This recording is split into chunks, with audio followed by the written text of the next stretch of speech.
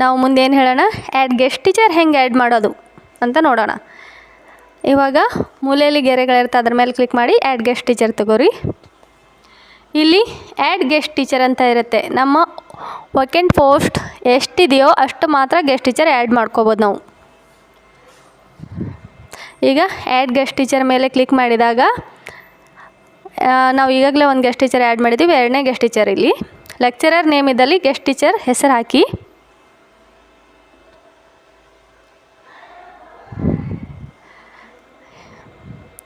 Lecturer name ಇದ್ದಲ್ಲಿ guest teacher ನೇಮ್ನ type ಮಾಡಿ. Next mobile number ಹಾಕಿ ಅವ್ರದ್ದು.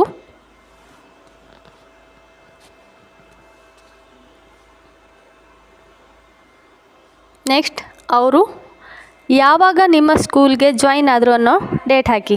ಇಲ್ಲಿ ಏರೋ ಮಾರ್ಕ್ ಕಾಣಿಸ್ತಿದೆಯಲ್ಲ, ಅಲ್ಲಿ ಕ್ಲಿಕ್ ಮಾಡಿ ಮಂತ್ ಸೆಲೆಕ್ಟ್ ಮಾಡಿಕೊಂಡು ಡೇಟ್ ಆಫ್ ಜಾಯ್ನಿಂಗ್ ಡೇಟ್ ಹಾಕಿ.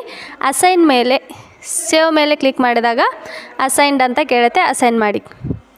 ಇವಾಗ ಗೆಸ್ಟ್ ಟೀಚರ್ ಆ್ಯಡ್ ಆಗಿರೋದು ಕೆಳಗಡೆ ಅವ್ರ ಹೆಸರು ಮತ್ತು ಅವರ ಮೊಬೈಲ್ ನಂಬರ್ ಎಲ್ಲ ಶೋ ಆಗ್ತಾ ಇರುತ್ತೆ ನೋಡಿ.